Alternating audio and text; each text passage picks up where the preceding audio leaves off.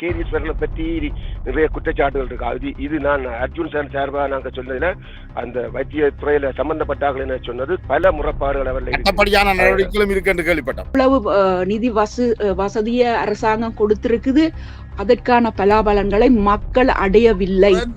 இவர் திரும்பி இப்போதைக்கு வர்றதுக்கு சந்தர்ப்பம் மிக குறைவு. அப்படியான ஒரு சூழ்நிலை இங்க இல்லை என்று நினைத்துக் கொள்ளுங்கள். ஏனென்றால் இவ்வளவு பெரிய ஒரு மக்கள் போராட்டத்துக்கு பிறகும் அவர் பலவந்தமாக கொழும்புக்கு அனுப்பப்பட்டிருக்கிறார். இது பிரச்சனை என்னென்றால் அரசாங்கத்துக்கு ஆதரவாக இருக்கிற கட்சிகளும் சரி, எதிராக இருக்கிற கட்சிகளும் சரி, இந்த மருத்துவ மாஃபியாக்களால பிரயோசனம் எடுக்கிறோம். அதுதான் பிரச்சனை. நான் அந்த ஆஸ்பத்திரியில 69ஆம் ஆண்டு பிறந்தனான். எங்களுடைய அப்பா அந்த ஆஸ்பத்திரியில பிறந்தவர். என்னண்டு 2024ஆம் ஆண்டிலிருந்து மகப்பேற்று முறை வந்து அங்க ஒழுங்கா நடக்கப்படவில்லை. என்னத்துக்காக? அதுக்கு ஒரு பயங்கர காரணம். இதுல பயங்கர ஊழல் சம்பந்தப்பட்டிருக்குது.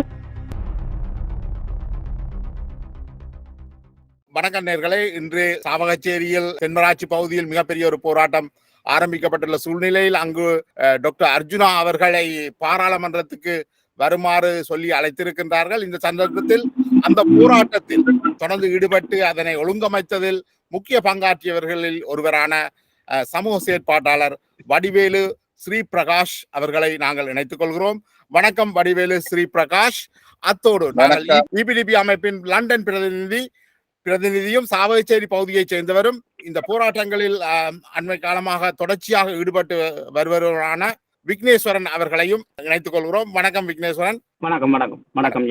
முதலில் நாங்கள் பிரகாஷ் அவர்களிடம் உண்மையிலே என்ன நடந்தது? இந்த 15 வருடங்களுக்கு பிறகு திடீரென்று சாவகச்சேரி ஆதார வைத்தியசாலையில் என்னதான் நடந்தது? முதல் இந்த 15 வருடங்களுக்கு முதல் என்ற விஷயத்தை நாங்க கிளியர் பண்ண வேணும்.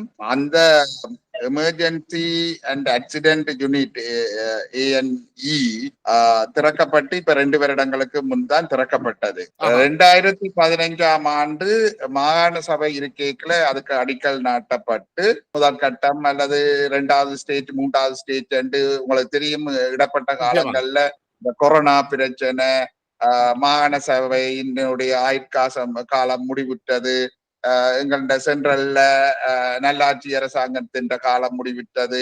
இப்படியான காலகட்டங்களை எல்லாம் கடந்துதான் இன்றைக்கு அந்த ANE ஒரு அளவு உருப்பட்டு நிற்கின்றது.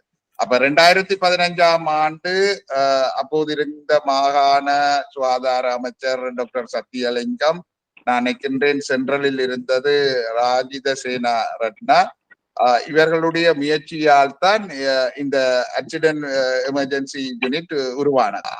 அது எங்களுடைய நிர்வாக குறைபாடுகளோ அல்லது கால மாற்றங்களால இழுபட்டு இப்ப 2022ஆம் ஆண்டு பூர்த்தியானது. இதுல மிக பிரச்சனையான விஷயம் என்னென்றால் அதுல இருக்கின்ற அந்த ஆக்சிடென்ட் யூனிட்ல இருக்கின்ற ஆபரேஷன் தியேட்டரை கடந்த 2 வருடமும் நாங்கள் பழசை எடுக்க தேவையில்லை, கடந்த 2 வருடங்களாக இயக்க முடியவில்லை. அப்ப இந்த 2 வருடங்களாக அந்த ஆக்சிடென்ட் யூனிட்ல இருக்கிற ஆபரேஷன் தியேட்டரை நாங்கள் இயக்குவதற்கு மிகுந்த பாடுபட்டோம். TDA என்கின்ற எங்களுடைய தென்மராட்சி டெவலப்மெண்ட் அசோசியேஷன் கடுமையாக பாடுபட்டது. ஏனைய பிற அமைப்புகளும் பாடுபட்டிருக்கலாம். ஆனால் நான் அதுல TDAல ஒரு ஆளா இருக்கின்றபடியால் எனக்கு அதனுடைய ஸ்டோரி தெரியும். அவை நாங்கள் போகாத இடங்கள் இல்லை. ஆளுநர் உட்பட, PD உட்பட, டாக்டர் கேதீஸ்வரன் உட்பட, எங்களுடைய சுகாதாரத்தினுடைய செக்ரட்டரி, ஹெல்த் செக்ரட்டரி உட்பட எல்லாருடைய படிகளும் ஏறி இறங்கி நாங்கள் எங்களுடைய ஒருங்கிணைப்பு குழு கூட்டங்கள்லையும் இதுல கதைச்சோம். ஜனாதிபதிக்கும் எழுதினோம். எல்லா விதத்துல முயற்சி செய்தும் ஒரு இஞ்சி கூட நகர்த்த முடியலை.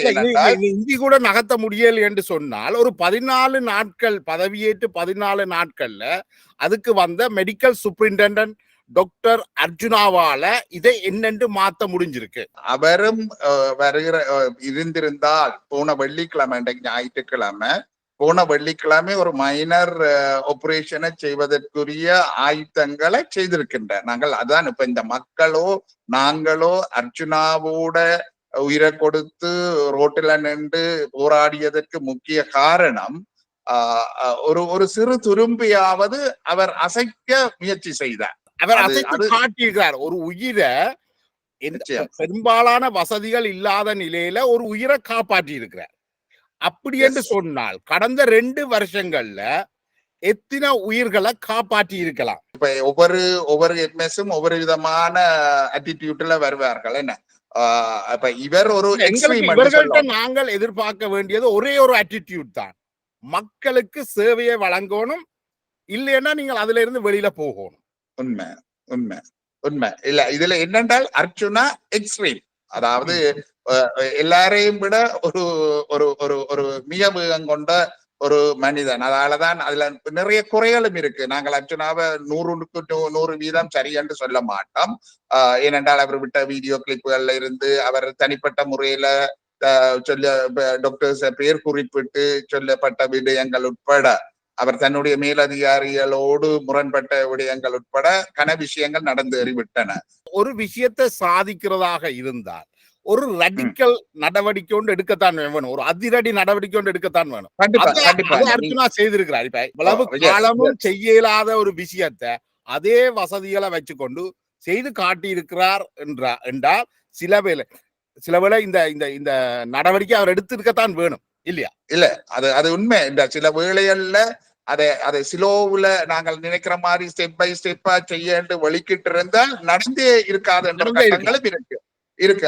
அது மக்களும் அதை சொல்றார்கள். சில விஷயம் அதிரடியாக நாங்கள் செய்கின்ற பொழுதுதான் அதை செய்து முடிக்கலாம் என்று.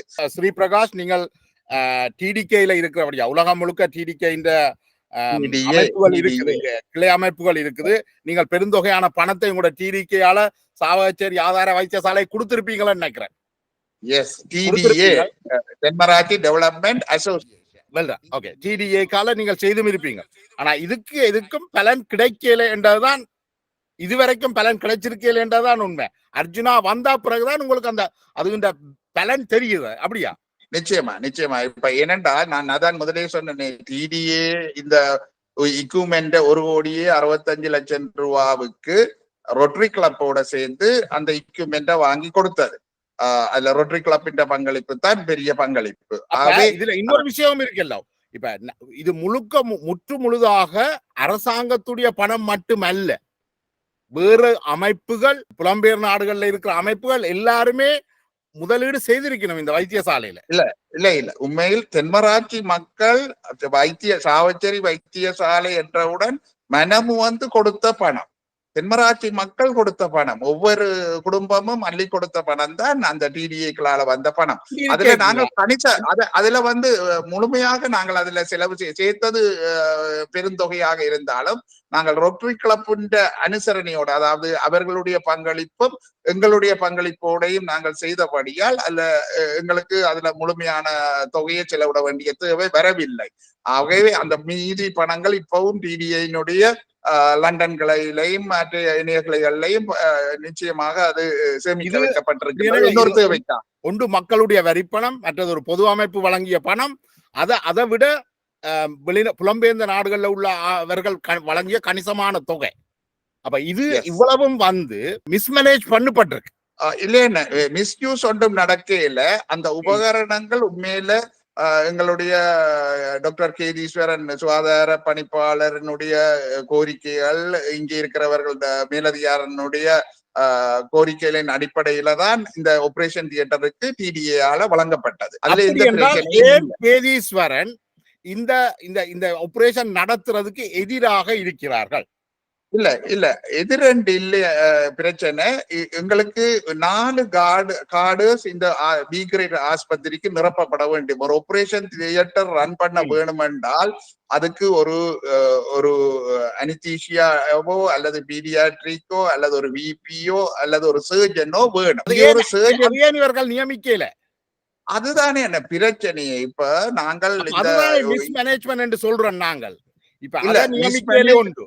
அடுத்தது 25 மருத்துவர்கள் அங்க இருந்திருக்கிறார்கள் என்று சொல்லப்படுது. அது என்னது? நிச்சயமாக, அதாவது அவர்கள் அந்த குறித்த நேரத்துல வேலை செய்யல. நிச்சயமாக எம்மோன்று சொல்லப்படுகின்ற 25 மருத்துவர்கள் கார்டர்ஸ் ஃபுல்லாக நிரப்பப்பட்டிருக்கின்றது இந்த பி கிரேட் ஹாஸ்பிட்டலுக்கு. அவர்களுடைய சேவை எந்த வகையில இருக்கிறது, அவர்கள் எந்த வகையில சேவை செய்தார்கள் என்றது இன்னொரு புறம். அதை நாங்கள் போஸ்ட்மார்ட்டம் செய்ய நான் விரும்பல. டிடிஏக்கு இது மிக சிக்கலான விஷயம் என்னன்னா, நீங்கள் கடந்த காலங்கள்ல சாவச்சேரி வைத்தியசாலையில் இருந்த சூப்பரிண்டென்ட் மற்ற மருத்துவர்களோட நெருங்கி பணியாற்றி இருக்கிறீங்க.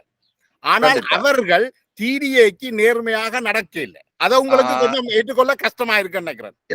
இல்ல அப்படி என்று நீங்கள் அந்த பார்வையில சொல்றீர்கள்.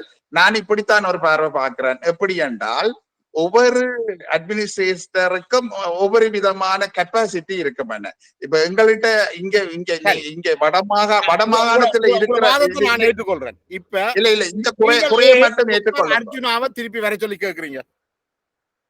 நிச்சயமாக இதுக்காண்டித்தான் எங்க மக்கள் டாக்டர் அர்ஜுனாவில பற்றா இருந்தார்கள். ஏனென்றால் இப்படி ஒரு அட்மினிஸ்ட்ரேட்டரை ஒரு தரம் பார்க்க இல்லை. சரிதானே? இந்த தடாலடியான ஒரு வேலையை செய்கின்ற ஒரு அட்மினிஸ்ட்ரேட்டர். என்னென்றால் இது முக்கியமான பிரச்சனை. இங்க வடபகுதியில நிறைய திணைக்களங்கள்ல இருக்கின்ற இந்த என்ன சொல்றது நிர்வாகிகள் தங்களுடைய கதிரைகளை பாதுகாக்கிறதுல மிக கவனமா இருக்கிறார்கள். யாரும் வெளியால போய் தங்களுடைய பென்ஷனுக்கோ அல்லது பதவியலுக்கோ பிரச்சனை வர்ற மாதிரி அல்லது கேள்விக்குட்படுத்துற மாதிரி வேலை செய்வது இல்லை. எல்லாரும் அந்த ஒரு நியம கோவைக்கு அடிப்படையில ஒரு ட்ரக்ல ஓடிக்கொண்டிருப்பார்கள். மிக சிலர் மட்டுமே தத்துணிவாக செயற்படுவார்கள் ரிஸ்க் எடுத்து.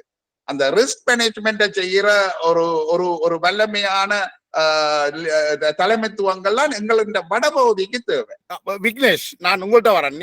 உங்களுடைய நீங்கள் இபிடிபி லண்டன் பிரதிநிதி அமைச்சர் டக்ளஸ் தேவானந்தா, தோழர் டக்ளஸ் தேவானந்தா இன்றைக்கு கிட்டத்தட்ட நீண்ட காலமாக வடக்கின் அமைச்சராக இருக்கின்றார்.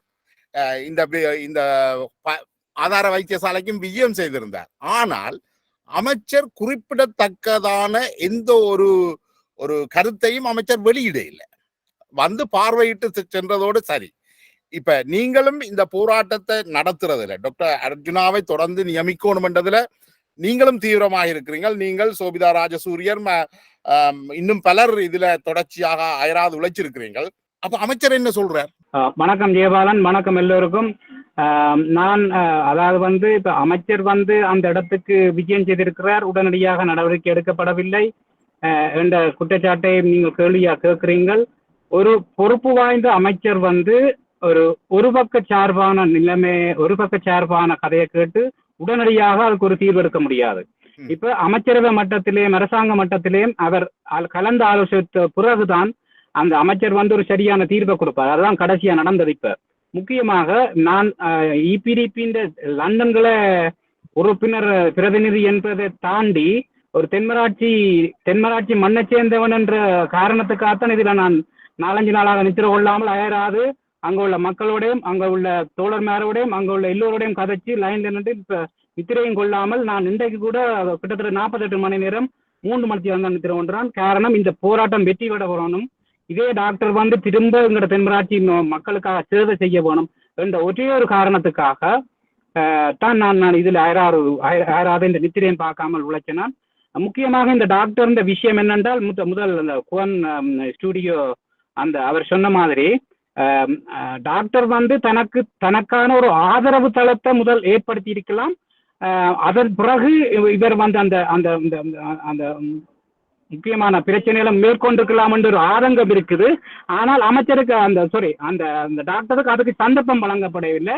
எந்த ஒரு டாக்டரும் அதற்கு பின்பக்கத்துல பின்துணையா நிக்க இல்லை. தாதி மேர தவிர தென்மராட்சி மக்கள், டிடிஏ, அங்குள்ள பொதுமக்களை தவிர அங்குள்ள வர்த்தக சங்க உறுப்பினர்கள், ஆட்டோ சங்க உறுப்பினர்கள், மினிபஸ் சங்கத்தினர், பொதுமக்கள் போன்ற ஆட்கள் இந்த உதவியை தவிர அவரோட சேர்ந்து வேலை செய்யக்கூடிய டாக்டர்கள் அவருக்கு பின்புலத்தில் இருக்கே இல்லை. ஏனென்றால் இன்றைக்கு வரைக்கும் இலங்கையில பணியாற்றுகின்ற பெரும்பாலான டாக்டர், ஒரு சில விதிவிலக்குகள் இருக்கலாம், பெரும்பாலான மருத்துவர்கள் டாக்டர் அர்ஜுனாவுடைய பக்கம் நிக்கல. அதுக்கு காரணம் ஒன்று, தங்கள் துறையை சேர்ந்தவர்களை இவர்கள் காப்பாற்ற வெளிக்கிடுகிறார்கள்.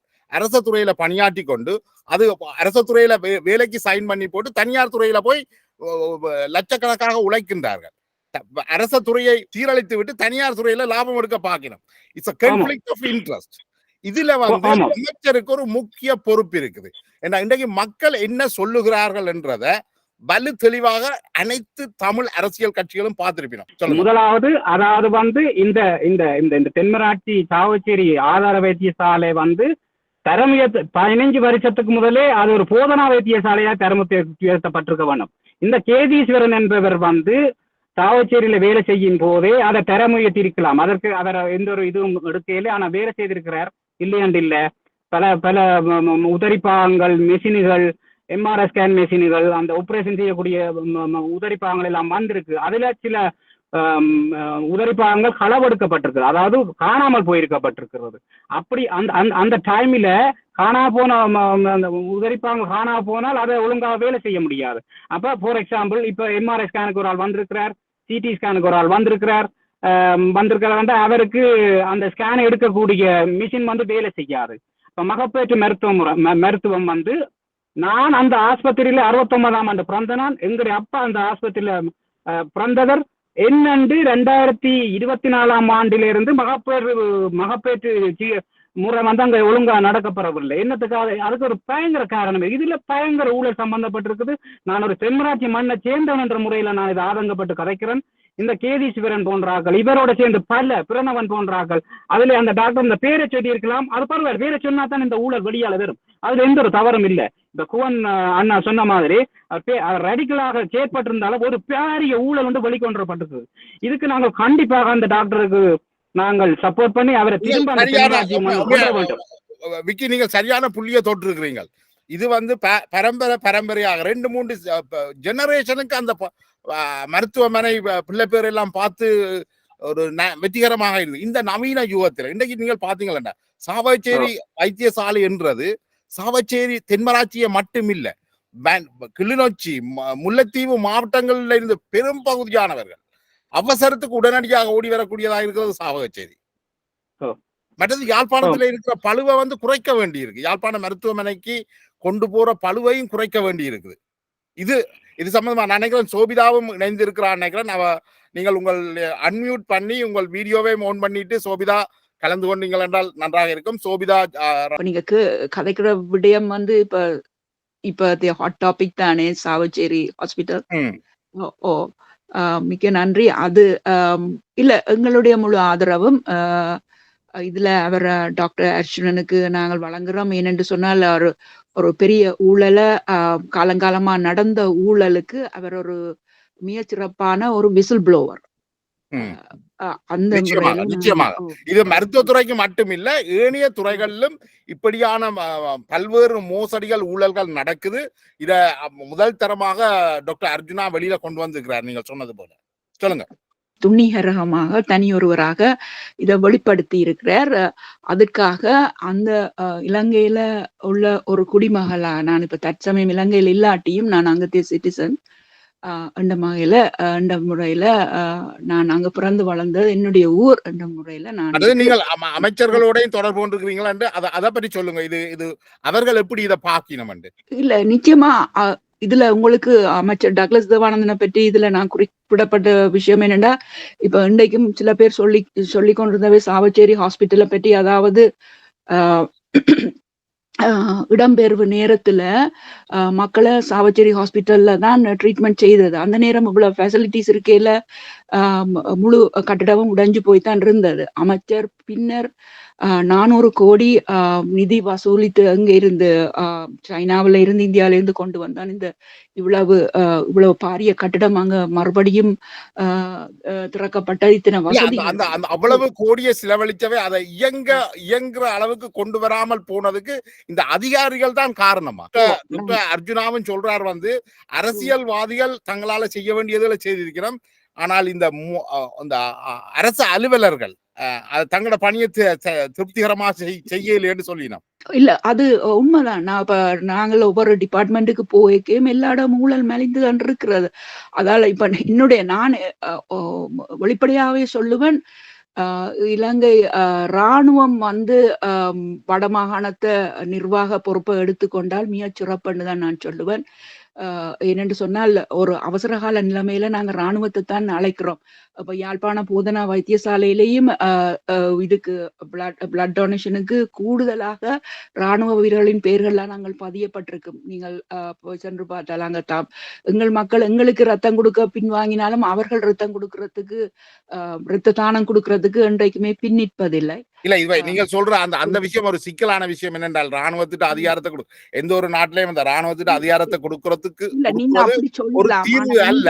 இன்றைக்கு நீங்க அப்படி சொல்லலாம். ஆனா இன்றைக்கு இட்ஸ் an எமர்ஜென்சி சிச்சுவேஷன். என்ன மெடிக்கல் ஃபெசிலிட்டி ஒரு மருத்துவ தர்மம் இதுல நாங்க பணம் ஈட்டுறதுக்காக ஆசிரியர் தொழிலோ மருத்துவ தொழிலோ முழுக்க முழுக்க சேவ மனப்பான்மையுடன் மக்களுக்கு அர்ப்பணிக்க வேண்டும். இன்றைக்கு நீங்க இலவச கல்விய முதலாம் தரத்துல இருந்து பல்கலைக்கழகம் முடிஞ்சு போஸ்ட் கிராஜுவேஷன்ல நீங்க இலவச கல்வியை மேற்கொள்றீங்க. நீங்க சொல்ற விஷயம் உண்மைதான். ஆனால் அது ஒரு ராணுவத்திட்ட அதிகாரத்தை கொடுக்குறன்றது எப்பவுமே ஒரு தீர்வாக இருக்க முடியாது.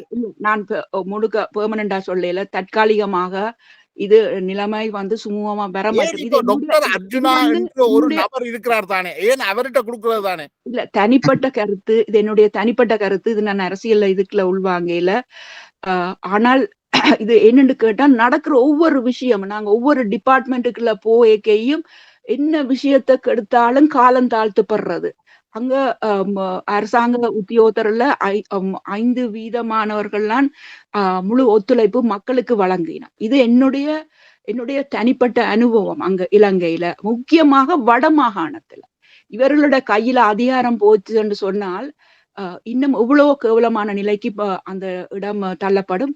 மற்றது இன்றைக்கு இவ்வளவு நிதி வசதிய அரசாங்கம் கொடுத்திருக்குது, அதற்கான பலாபலன்களை மக்கள் அடையவில்லை. 90% நான் சொல்லுவேன் 97% மக்கள் அடையவில்லை என்றது இன்றைக்கு மக்கள் வெளியிறங்கி வீதிக்கு இறங்கி நிரூபித்திருக்கிறார்கள்.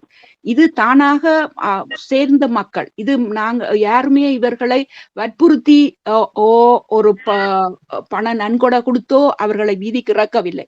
மக்கள் தானாக வந்திருக்கிறார். இது காலங்காலமாக நடந்த ஒரு பெரிய சீர்கேடு. இல்ல அது நீங்க சொல்றது சரி. இப்ப ரகு கதிரவேலும் இணைந்திருக்கிறார். அவர் வீடியோவை ஓன் பண்ணலாம், மியூட்லயே இருங்கோ, நாங்கள் அழைக்கிறேன்.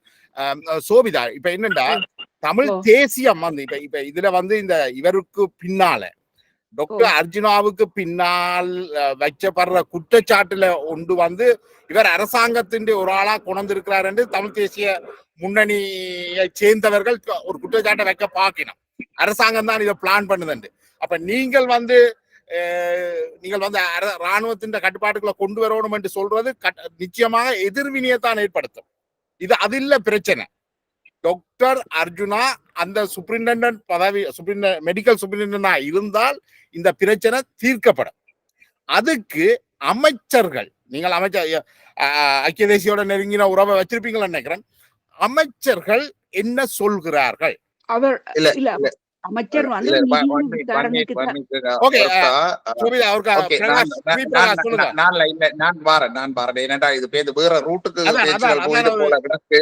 நாங்கள் சாதாரண குடிமக்கள், நாங்கள் இந்த அரசியலும் சம்பந்தப்படுத்தவில்லை. சோபிதாண்ட கூற்றுகள் வன்மையாக கண்டிக்க வேண்டிய நிலப்பாடு எல்லாம் பெறும். ராணுவத்தின் பேச்சுகள் எல்லாம் இங்கு இழுக்கப்பட வேண்டிய தேவையும் இல்லை. இது எங்களுடைய ஆதார வைத்தியசாலையில இருக்கின்ற பிரச்சனை சம்பந்தமாக பேச போன்றமே ஒழிய அரசியல் அல்ல. இதுல அமைச்சர்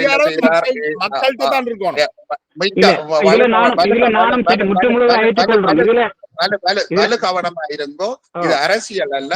அவ சொன்ன ஒரு விஷயம் நான் முழுமையாயிட்டுக் கொள்வேன், இது தானா சேர்ந்த கூட்டம், ரைட்? இதுல எந்த அரசியலும் இல்லை, எந்த அரசியல் பின்னணியும் இந்த மக்களுக்கு இருக்கல. ஒவ்வொருவருக்கும் ஒவ்வொரு விதமான விருப்பு வெறுப்புகள் இருக்கலாம். ஆனால் அந்த ரோட்டில் நின்றவர்கள் பலரும் வெவ்வேறு அரசியல் கட்சி இதை சார்ந்தவர்கள் ஒன்றாக நின்றார்கள். ஏன்னா நாங்கள் இதுல அரசியலை பார்க்கவும் இல்லை, முன்னெடுக்கவும் இல்லை. ஆகவே நீங்கள் அந்த அரசியல் இதுக்களை கொண்டு வந்து செருகிறதோ, ராணுவத்தை கொண்டு செருகிறதோ இந்த பேச்சில இருக்கக்கூடாது. என்னுடைய முன் நிபந்தனை. இது முன் நிபந்தனை. இதை பற்றி இங்க யாரும் பேசக்கூடாது. சாவகச்சேரி ஆஸ்பத்திரியினுடைய செயற்பாடை மட்டும் பேசுவதாக இருந்தால் நான் தொடர்ந்து இந்த பேச்சுவார்த்தையில இருப்பேன். இல்லாவிட்டா தயவு செய்து நான் வெளியேறுவேன். ஒரு விஷயத்த சொல்றேன், சும்மா போட்டு கிண்டி கொண்டு நிக்காதேங்கோ. இங்க உள்ள பிரச்சனை என்னென்றால் கார்டர்ஸை நிரப்ப வேணும். கார்டர்ஸை நிரப்புறதுக்கு யார் இங்க நிக்கிறீர்கள் என்று இந்த நாட்டை விட்டு ஒவ்வொருவரும் ஓட நிக்கிறீர்கள். அது நர்ஸ் உட்பட டாக்டர் உட்பட அத்தனை பேரும் படிச்ச சமுதாயம் தான் இன்றைக்கு இந்த நாட்டை விட்டு ஓடுறதுக்கு நிக்குது. முந்தி வழி இல்லாதவர்களும் பாவம் பாமர மக்களும் எதிரியா போனார்கள் பொருளாதாரத்தை ஈட்டுவதற்காக. இன்றைக்கு பொருளாதார பலத்தோடையும் வசதியோடையும் கார்களும் பங்களாவோடையும் இருப்பவர்கள் வேலையை விட்டுட்டு வெளிநாட்டுக்கு ஓடுகிறார்கள். அதுல டாக்டர்ஸ் மிக முக்கியமானவர்கள். அப்ப இங்க பிரச்சனை என்னென்றால் ஆளணி பற்றாக்குறை. ஆளணி பற்றாக்குறை. நான் எல்லாம் சொல்லி முடிக்க அப்புறம் வாங்க. இதுல ஆளணி பற்றாக்குறையை நிரப்புறதுக்கு எந்த கொம்பனாலையும் முடியாது. அது யார் செக்ரட்டரியோ ஜனாதிபதியோ இவராலே முடியாது. ஒரு சர்ஜன் எங்களுக்கு வேணும் என்று நாங்கள் போராடி கொண்டிருக்கிறோம். ஒரு சர்ஜனை தாருவதற்கு எங்க இருந்து எடுக்கிற என்ற ஒரு பெரிய பிரச்சனை இருக்கு. அது எங்களுக்கு விளங்குது. ஆனா நாங்கள் கேட்கிறோம், அட்லீஸ்ட் ஒரு அனித்தியா மயக்க மருந்து கொடுக்கிற ஒரு டாக்டர், விரல் வெட்டு எண்ணக்கூடிய பிரேமசங்கர் உட்பட ஒரு சிலரா நீங்க இருக்கிறார்கள். அவர்களை நாங்க பார்ட் டைமா தான் கேட்கிறோம். நீங்கள் யாழ்ப்பாணத்துல இருந்துட்டும் எங்களுக்கு இங்க வந்து ஒரு நேரம் ஆபரேஷன் செய்யல வந்துட்டு போறீங்களான்னு தான் கெஞ்சி கேட்கிறோம். ஏன்னா இங்க ஆளணி பலம் கொட்டி கிடக்கையில. அப்ப இருக்கிற ஆளணிய வச்சுதான் நடத்தணும். இது ஒரு விஷயம், ரைட்? ஒன்று. ரெண்டாவது, அமைச்சரையோ தாரையோ குறை கூறி பிரயோசனம் இல்லை. ஏனென்றால் அமைச்சர் இங்க வந்து காலம்ப பார்த்தவர், எங்களுக்கு நல்லா தெரியும், ஆறுதல் சொல்லிட்டு போனவர். கொழும்புல இருந்து கூட இங்க நேற்று இரவு 11:30 கூட அவரோட பேசின ஆட்கள் இருக்கிறோம். அப்ப இதெல்லாம் நான் மறுதளிக்கிறதுக்கு இல்ல. ஸ்ரீதரன் எம்பியோட பேசினவர்கள் இருக்கிறார்கள், அங்கஜனோட பேசினவர்கள் இருக்கிறார்கள். எல்லாருமே நகர்த்தினார்கள் எப்படி இவரை காப்பாற்றலாம் என்று. இதுல அரசியல் பாகுபாடு நாங்கள் பார்க்கவில்லை. ஆனால் உண்மையிலே எனக்கு தெரியும் எவருமே ஒன்றும் செய்ய முடியாம போனதுக்கு மூல காரணம், நீங்க வடிவா விளங்கி கொள்ளுங்கோ, எங்கேயும் ஒரு யூனியன் இருக்குது. இங்க எங்களுடைய மெடிக்கல் ஆபீசர்ஸ் டாக்டர்ஸுக்கு ஒரு யூனியன் இருக்கு, அதையே என்று சொல்றார்கள். அந்த யூனியன் மிக எதிர்ப்பாக அர்ஜுனாக்கு இருந்தது. அந்த யூனியன் நேற்றே அறிக்கை விட்டது, இன்றைக்கு நாங்கள் வடபகுதியில இருக்கிற ஏனைய வைத்தியசாலையிலேயே நாங்கள் பணிப்புறக்கணிப்பை செய்வோம், இவரை வெளியேற்றாவிட்டால் என்று. அதே யூனியன் இலங்கை பூராகவும் இதை விசாரிக்கிறதுக்கு அடுத்த கட்ட நடவடிக்கையை செய்யறதுக்கு தயார். ஏனென்றால் அது ஒரு மிக பலமான அமைப்பு இலங்கையில. அதை மீறி செய்யறதுக்கு ஒருதருக்கும் பலமை கிடையாது. அவ்வளவு சக்தி வாய்ந்த ஒரு யூனியன் அது. அந்த யூனியனுக்கு எல்லாரும் பயந்து போய்த்தான், ஹெல்த் மினிஸ்டர் கூட அதுக்கு பயந்து போய்த்தான். அதை பயக்க கூடாது, இவர் ஒரு நபருக்காக இலங்கையில இருக்கிற அத்தனை வைத்தியசாலையிலையும் பணிக்கு புறக்கணிப்பு வந்துடக்கூடாது என்பதற்காக தான் அவர்கள் அடக்கி வாசித்தார்கள். அதிலையும் மக்களுடைய போராட்டத்தை கண்டுதான் அதையும் சமாளிச்சு இதையும் சமாளிச்சு அர்ஜுனாவை ஒரு தந்திரமாக அந்த எம்எஸ் என்ற பதவியோடு எடுத்திருக்கிறார்கள். இல்ல, நீங்க சொன்ன விஷயம் சரி. ஆனா இதுல ஒரு பிரச்சனை இருக்கு. நீங்க சொன்ன மாதிரி இந்த யூனியன் ஒரு பெரிய பிரச்சனை என்றால், இப்ப என்னுடைய கேள்வி, ஆளணி பற்றாக்குறை வடக்கு கிழக்குல, இது மருத்துவத்துறையில மட்டும் இல்ல, வடக்கு கிழக்குல உள்ள மிகப்பெரிய பிரச்சனை. ஒருவர் திறமையோடு வந்தால் அவரை விரட்டி அடிக்கிறதுக்கு எவ்வளவு அதிகாரத்தை பாவித்தும் என்ன நடவடிக்கையும் எடுக்க தயாராக இருக்கிறான்.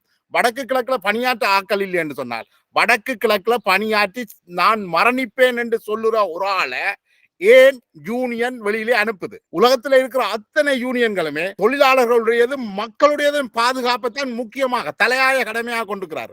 அந்த அடிப்படையில மக்களுக்கு எதிராக என்னென்று யூனியன் போகலாம்? இல்ல, அது நீங்க நியாயமான கேள்வி. இதைத்தான் மக்களும் கேட்கிறார்கள். இந்த யூனியன் எப்படி ஒரு நபருக்கு எதிராக இவ்வளவு மிக உறுதியான நடவடிக்கையை முன்னெடுக்க வருகுதண்டு. அதுல நீங்கள் கேட்கறதுல நியாயம் இருக்கு. அதே சமயம் அர்ச்சனாவிலையும் சில தவறுகள் இருக்குது.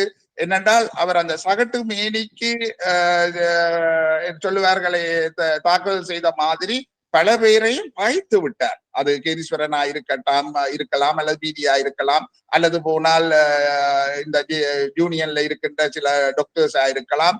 எல்லாரையும் பெயர் குறிப்பிட்டு அவர் பகைத்தது அவர்கள் ஒன்று சேர்ந்து இவரை வெளியேற்றுவதற்கு ஒரு கள நிலைமையை ஏற்படுத்தி விட்டது. உண்மையில் இவர் வந்தவுடனே இங்க நான் சொன்னது போல இங்கே இருக்கின்ற டிடிஏ, வெல்ஃபேர் சொசைட்டி உட்பட வேற பிற அமைப்புகளை கூப்பிட்டு தன்வசம் வைத்துக் கொண்டு ஒரு மிக நிதானமாக பேர் குறிப்பிடாமல் தன்னுடைய தாக்குதல்களை வெளியிட்டுக் கொண்டு மறைமுகமாக செயற்பட்டிருந்தால் இந்த விஷயத்தில் 100% வெற்றி பெற்றிருக்கலாம் என்பதுதான் என்னுடைய. அவர் செய்த விஷயங்கள் சரி, அதிரடி நடவடிக்கை எல்லாம் சரி, ஆனால் இதையே அனுசரிச்சு போகணும் என்று சொல்லியிருக்கிறீர்கள். ரகு கதிரவேலு இணைஞ்சிருக்கிறீர்கள். நீங்கள் கனடாவில் வாழ்கிறீர்கள். இந்த போராட்டத்துக்கு முழுமையான ஆதரவை தெரிவித்து பல்வேறு நடவடிக்கைகளையும் எடுத்திருக்கிறீர்கள்.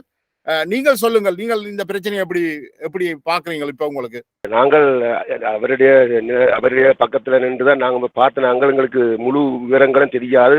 ஒரு சிலர் வைக்கிற குற்றச்சாட்டுகள் வந்து அது ஒரு அபாண்டமான குற்றச்சாட்டாக நான் பார்க்கிறேன். என்னென்றால் அந்த அவருக்கு வந்து ஒரு மனநோய் என்று குற்றம் சாட்டுறதும், மற்றது அவர் மீது தாக்குதல் நடத்தப்பட்டது பற்றி அது ஒரு மோசமான வேலை. அது ஒரு வைத்தியரை தாக்கி அவருடைய செல்போனை பறிச்சு கொண்டு போனது செய்தது வந்து இன்னொரு வைத்திய அதிகாரி.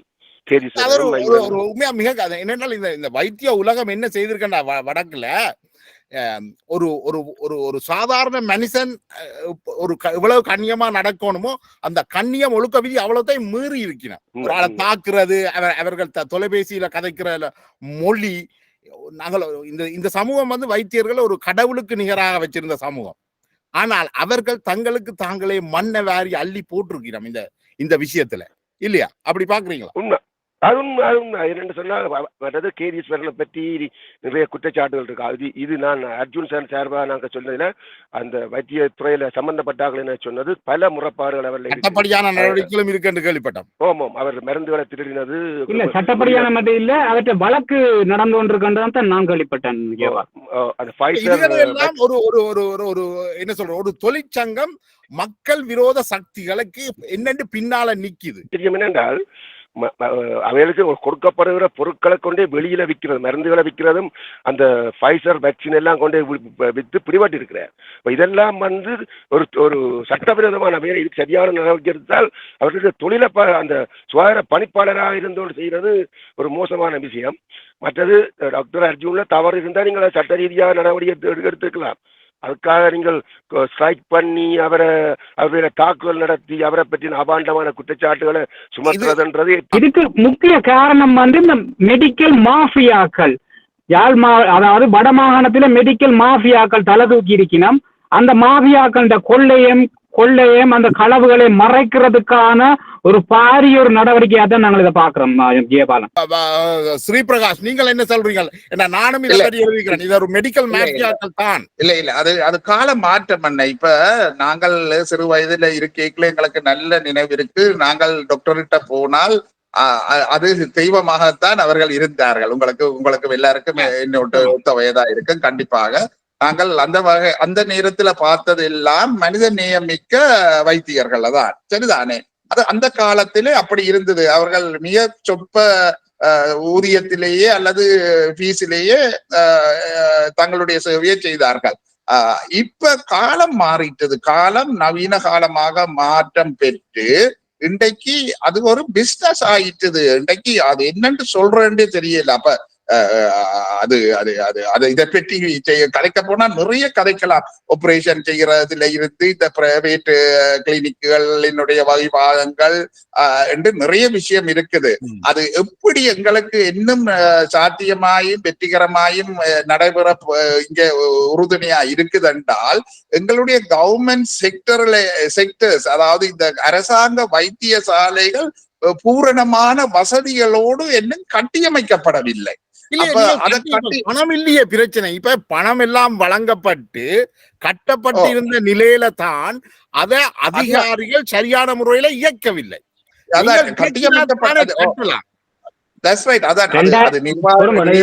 மன்னிக்க வேணும். 2009 ஆண்டுக்கு பிறகு மஹிந்த ராஜபக்ஷவால இந்த ஆதார வைத்தியசாலை காசு சேர்க்கப்பட்டு, அதாவது நிதி ஒதுக்கீடு செய்யப்பட்டு அமைச்சர் டக்ளஸ் சிவானந்தா தலைமையிலே இப்போ அந்த எழுத்துக்கள் இருக்குது. அங்க அந்த வைத்தியசாலை கிடக்குது. அதுக்கு பிறகும் இந்த வைத்தியசாலையை இந்த வைத்தியர்களால நிர்வகிக்க முடியல என்றால் இதுக்கு பாரிய ஒரு காரணம் ஒன்று இருக்கின்றதை நாங்கள் சொல்றது. இப்ப பௌதிய வளம் இல்லையா எங்கிட்ட சாவச்சேரியை பொறுத்தவரையில பௌதிய வளம் மிக திறமையா இருக்குது. நீங்க சொன்ன மாதிரி அந்த vote, female vote, male vote, இதெல்லாம் அந்த காலத்துல மஹிந்த ராஜபக்த ஜனாதிபதியா இருக்கேக்குல நேர வந்து துறந்த கட்டிடங்கள். சோ அது ஒரு பெரிய ப்ராப்ளமே இல்ல. அத்தனை கட்டிட வசதி எல்லாரும் சொல்றத பார்த்தா தென்மராட்சி டெவலப்மெண்ட் அசோசியேஷன் காசு வருது, அமைச்சர் டக்ளஸ் காசு கொடுத்திருக்கிறார், காசு பல்ல பக்கத்தாலையும் வந்திருக்கு, வளங்கள் நிறைய வந்திருக்கு. ஆனால் இந்த வளங்களை சரியான முறையில நிர்வகிக்கவில்லை. இதுதான் நிர்வகிக்க மட்டும் அல்ல, நிர்வகிக்கிறது இல்லை உள்ள பிரச்சனை ஒரு பக்கம். ஆளணி வசதி இல்லை என்றதுதான் மிகப்பெரிய பிரச்சனை. ஆளணி வசதியை நிரப்ப முடியும், இந்த கார்டர்ஸ் நிரப்ப முடியல. கார்டர்ஸ் இது எனக்கு விளக்கம் சரியா தெரியல. என்னென்றால் சாவகச்சேரி ஆதார வைத்தியசாலையில 25 மருத்துவர்கள் பணியாற்றுவதற்கு பதிவு செய்யப்பட்டிருக்கிறார்கள். அவை எங்க போச்சு? சாதாரண மருத்துவர். அது இருக்கு. அவர்களை அந்த மக்கள் பார்க்கவே இல்லை. ஏன் இல்ல அது சரி.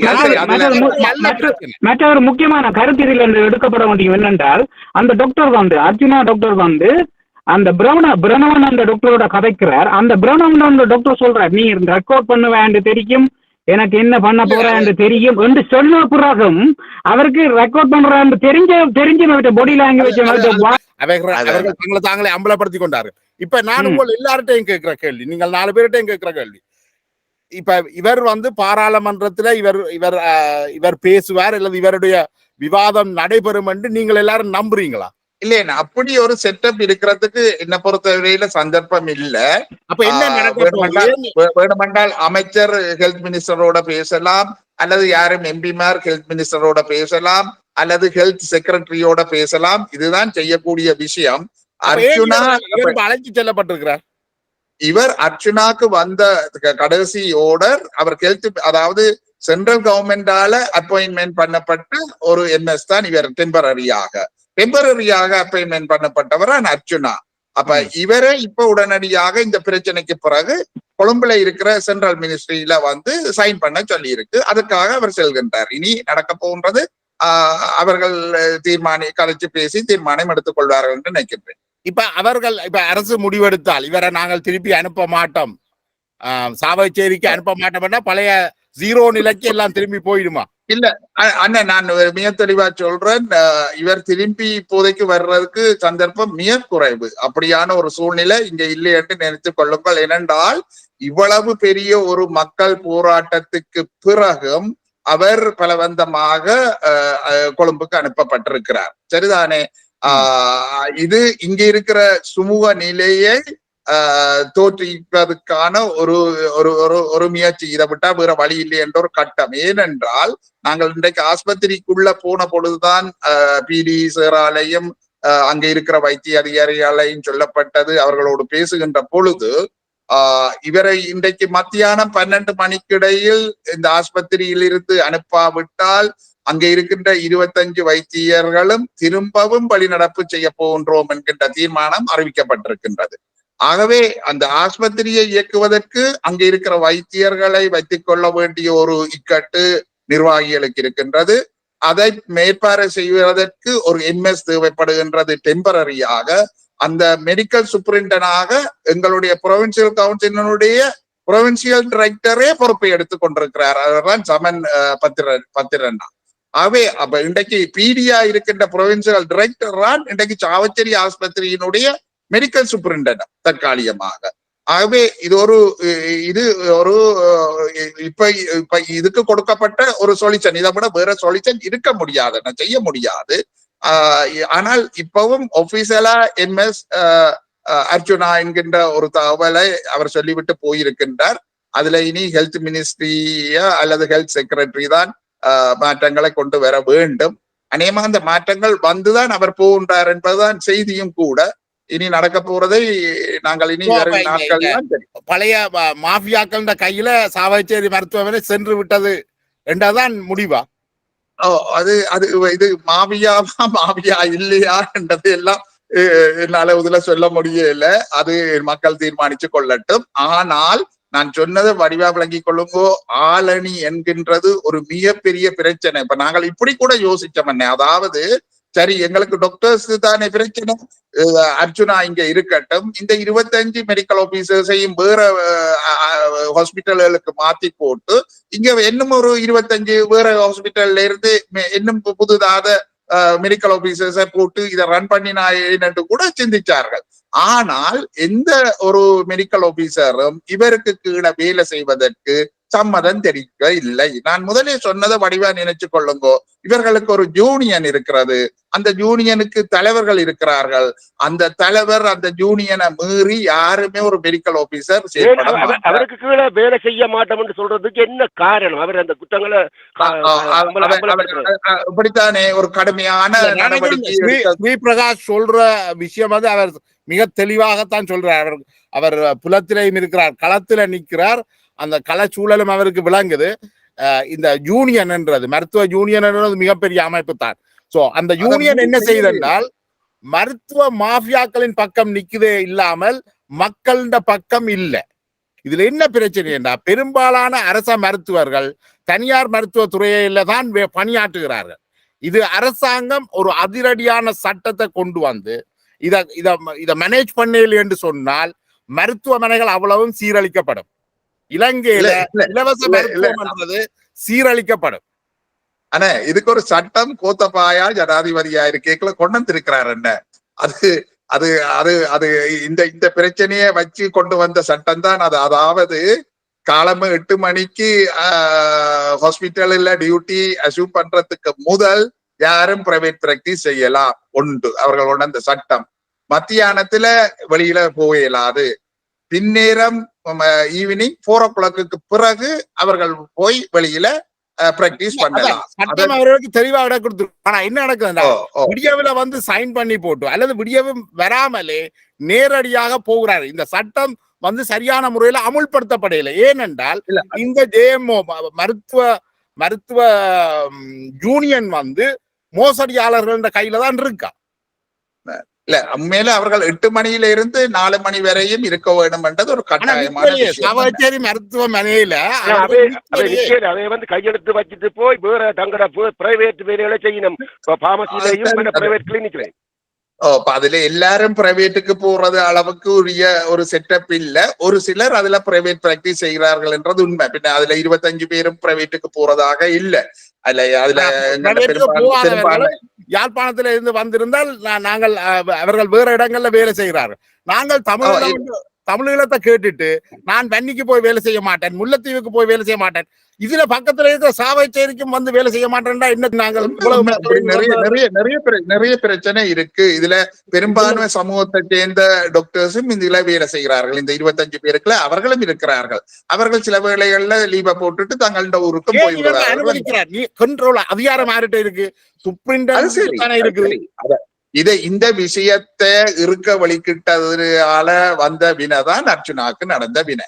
அப்ப இதை செய்யத்தான் வேணும்னு அதை ஒரே அடியா செய்ய வழிகிட்டதுன்ற விளைவுகள்லாம் இந்த விளைவுகள். இப்ப என்னன்னு சொன்னால் you are executing the power. சரியோ, இது எக்ஸிக்யூட்டிங் த பவர். யார் எக்ஸிக்யூட் பண்றது பவரை? அதுதான். அப்ப மக்களுடைய வரிப்பணம், மக்களுடைய பணம் மக்களுக்கு சேவை சென்றடையவில்லை. இதுதான் இது தாற்பயம். சரியோ நான் சொல்றது? அப்ப இதுல பாட்டம் லைன். அப்ப இதுல வந்து நீங்கள் என்னென்ன இந்த பிரச்சனைய உடனடியாக தீர்க்க போறீர்கள். இது வந்து உயிரோட விளையாடுறது. இப்ப எங்களுக்கு நேரம் அதுதான் நான் சொல்றேன். இதுக்கு உடனடியா அதுக்குதான் நான் உங்களுக்கு முதல் சொன்னேன். தற்காலிகமாக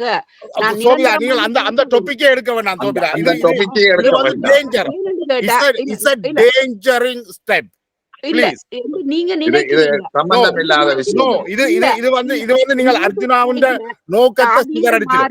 இல்ல எனக்கு ஒரு சந்தர்ப்பம் தாங்க. சாதியல் மாருடைய இதுல பகிஷ்கரிப்புக்கு அதே தீர்வைத்தான் யாழ்ப்பாண போதனா வைத்தியசாலையில கொண்டு வந்து தீர்வு கொடுத்தவர்.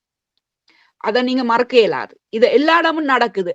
இப்ப வந்து தற்காலிகமாக இரண்டா இவியலுக்கு விளங்க அதிகாரம் இருக்குது. அதை அரசு நாளைக்கு நினைத்தாலும் இந்த நிலைமையை மாத்தலாம். போறீங்க இல்ல இல்ல இந்த சங்கத்துக்கு எதிராக ஜனாதிபதியோ யாருமே போக முடியாதுன்றதுதான் நான் நேற்று மக்களுக்கு எதிராக என்னென்னு போகலாம். நீங்கள் அர்ஜுனா தென்மராட்சியில இருக்கிற அவ்வளவு மக்களும் வந்திருக்கிறார். இல்ல அர்ஜுனா வந்து இதுக்கு அழைப்பு விடுத்தால் இலங்கையில இருக்கிற அத்தனை மக்களும் கொதிச்செலும்புவினம். நீங்கள் சட்டத்தை அமுல்படுத்துங்க. இது பிரச்சனை என்னென்றால் அரசாங்கத்துக்கு ஆதரவா இருக்கிற கட்சிகளும் சரி, எதிராக இருக்கிற கட்சிகளும் சரி, இந்த மருத்துவ மாஃபியாக்களால பிரயோசனம் எடுக்கிறோம். அதுதான் பிரச்சனை. இப்ப நான் இதுல நேற்று பல பேரோட கதைச்சது விஷயம், அதிகாரிகளோட கதைச்ச விஷயத்துல, அரசாங்க தரப்புல உள்ள ஆக்களோடையும் கதைச்ச விஷயத்துல நான் அறிந்து கொண்ட விடயம் என்னவென்று சொன்னால், நீங்க யாரோட அரசாங்கத்தை அதிகாரிகளோட யாரோட காய்ச்சிங்க? அமைச்சர் அளவுல காய்ச்சிங்களா? இல்ல அமைச்சர் வந்து அந்த சாவச்சேரி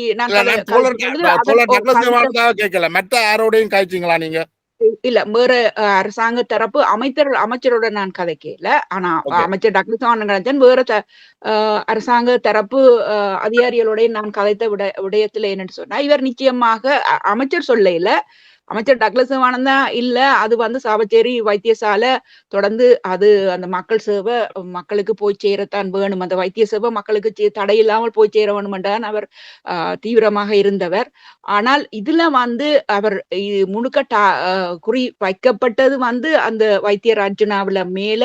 ஏனென்று சொன்னால் அவர் எல்லா விடயங்களையும் அதாவது அங்க நடக்கிற ஊழல் முழுக்க வெளியால கொண்டு வந்துட்டார். ஆனா இது நின்றுட்டார், ஊழல வெளியில கொண்டுட்டார். அதுதான் பிரச்சனை. அதுதான் இப்ப வந்து இது வந்து சமுத்திரத்துல ஒரு துளி.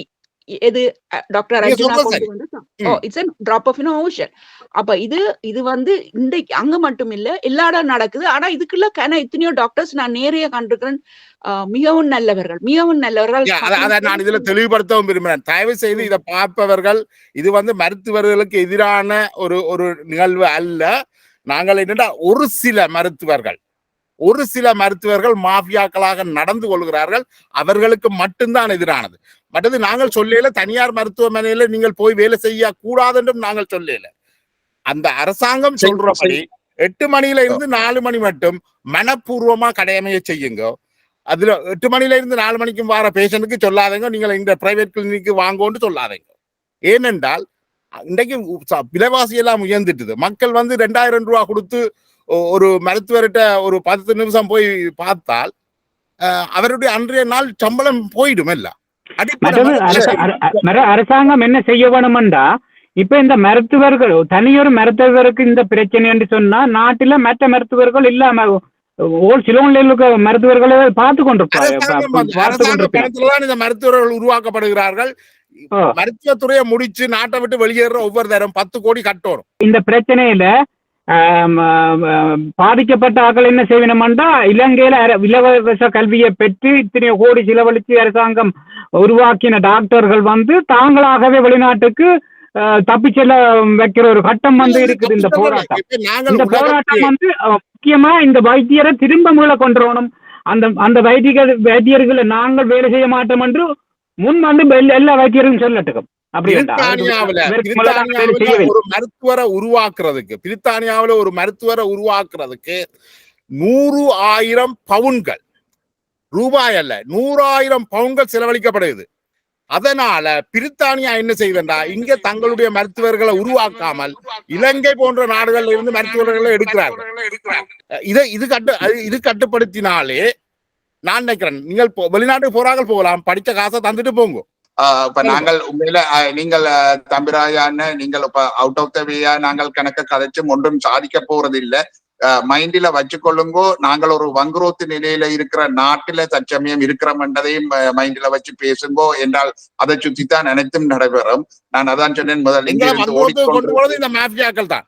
டாக்டர் அர்ஜுனா வந்து திரும்பி வர போறீல, அப்ப இந்த போராட்டத்துக்கு என்ன நடக்கும்?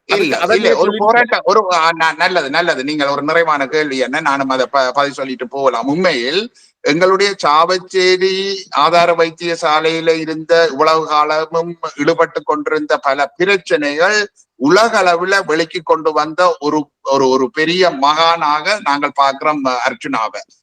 இந்த விஷயத்தை இவ்வளவு தூரத்துக்கு உலகம் பூராக இப்ப நீங்கள் எல்லாரும் பேசப்படுகின்ற ஒரு பொருளாக சாவச்சேரி வைத்தியசாலையினுடைய ஒரு விஷயம் வெளியில வந்தது என்ற நாங்கள் இப்ப ஒரு மாதத்துக்கு முதல் நாங்கள் டிடி என்ற சார்பில் யோசிச்சு நாங்கள் எங்களுக்கு உடைய விஷயங்கள் நடைபெறுவதில்லை, நாங்கள் இந்த ஆஸ்பத்திரிக்கு முன்னாலே ஒரு சிறு போராட்டம் நடத்துவோமோ உண்டு. அன்றைக்கு நாங்கள் நடத்தி இருந்தால் வெறும் 15 பேரும் 1-2 மீடியாவும் தான் நின்று இருப்போம்.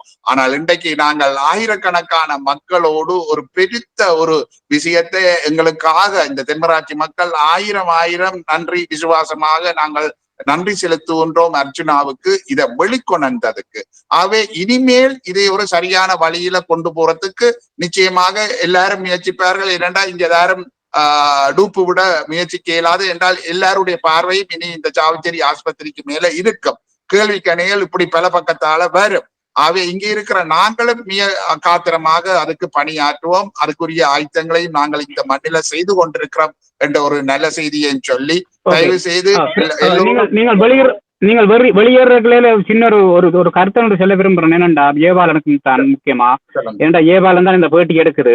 என்னண்டா இப்ப வந்து இப்ப இந்த பிரகாஷ் டாக்டர் வந்து யார் இந்த அர்ஜுனா டாக்டர் வந்து முற்று முழுதாக 100% வெளியேற்றப்படுவார் என்று ஒரு தரம் நம்ப வேண்டாம்.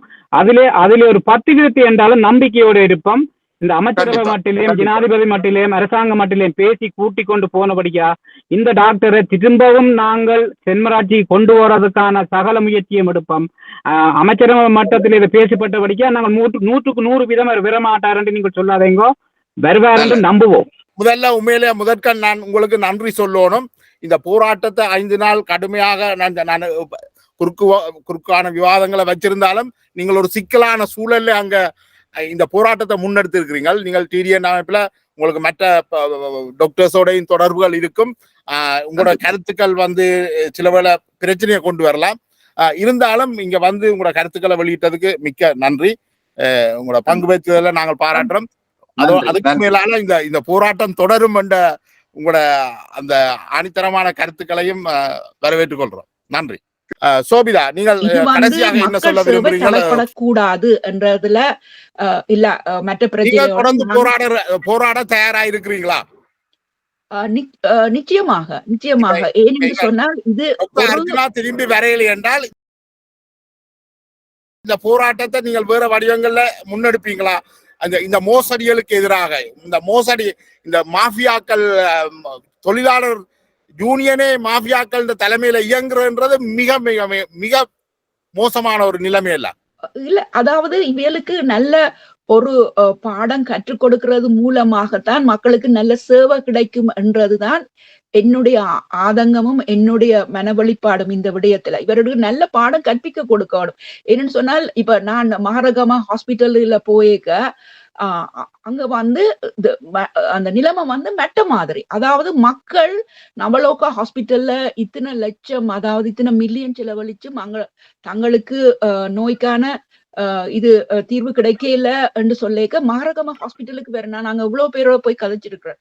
அங்க வந்து உண்மையாகவே வைத்தியர்கள் சேவையில ஈடுபட்டிருக்கிறார். அது நான் நேர பார்த்த விஷயம். இதுல நான் அதுல விவரமா கதைக்கிறேன்னா உங்களோட நேரத்தை எடுப்பேன். ஆனா நேர பார்த்த விஷயம் அப்படியும் இருக்கு நம் டாக்டர்ஸ். அதே நேரத்துல நான் நேற்று அதிகாரிகள் சம்பந்தப்பட்ட இதுல கதை கேட்க அவையல் சொன்னது நிறைய சிங்கள மக்கள் தான் வந்து இங்க வைத்தியர்கள் தான் தாதிமார் தான் யாழ்ப்பாணத்துக்கு வந்து வேலை செய்து கொண்டிருக்கிற முக்கியமா வடமாகாணத்துல கிராமங்களுக்குள்ள கூடி மிகவும் பின்தங்கிய கிராமங்களுக்குள்ள கூடி அதுக்கும் அவர்கள் வசதியான குடும்பத்தில இருந்து வந்தவர்கள். உங்களுக்கு விவரம் வேணுமென்றா நான் பிறகு தரலாம். இல்ல நன்றி நாங்கள் இன்னொரு சந்தர்ப்பத்தில் அது பற்றி நீங்கள் சொல்லுங்க. நான் என்னுடைய கேள்வி என்னென்றால் இந்த போராட்டம் இதோட நிக்க போதா தொடர போதா தொடருவீங்களா? நிச்சயமாக தொடருவோம். நிச்சயமாக நாங்கள் தொடருவோம். இந்த அர்ஜுனாவுக்கு மட்டுமல்ல, நாங்கள் இது சட்டங்களை வந்து நடைமுறைப்படுத்த, அதாவது அரசாங்க பணத்துல அரசாங்கம் கொடுக்குற பணத்துக்கு வேலை செய்யாமல் தங்களுக்காக பண சம்பளத்தையும் எடுத்துக்கொண்டு மக்களுக்காக சேவை செய்யாமல் தங்களுடைய சொந்த வேலைகளை பார்க்குற அந்த தவறான எதிராக நாங்கள் நிச்சயம் போராட வேணும். அர்ஜுனாவுக்கு ஆதரவான போராட்டம் எங்களோட போராட்டம் தொடர்ந்தியா. விக்னேஷ், நீங்க சொல்லுங்கள் உங்களோட அபிப்பிராயம். தென்மராட்சி மக்களுடைய நியாயமான கோரிக்கைகள் வந்து அந்த தென்மராட்சி ஆதார வைத்தியத்தால் வந்து ஒழுங்காக வைத்திய முறைகள் நடைமுறைப்படுத்த வேண்டும். மற்றது அந்த வைத்தியர்கள் அனைவரும் 25 வைத்தியர்ண்டா அந்த அத்தனை பேரும் அந்த வைத்தியசாலையில் ஒரு நாளைக்கு எத்தனை பேர் வேலை செய்யணுமோ அத்தனை பேரும் வேலை செய்ய வேண்டும். மற்றது தரம் ஒன்றாக உயர்த்தப்பட வேண்டும் என்ற கோரிக்கையும் அதில் இருக்குது. ஆதார வைத்தியசாலை போதனா வைத்தியசாலை ஆக்கப்பட வேண்டும் என்ற கோரிக்கைகளும் இருக்கு.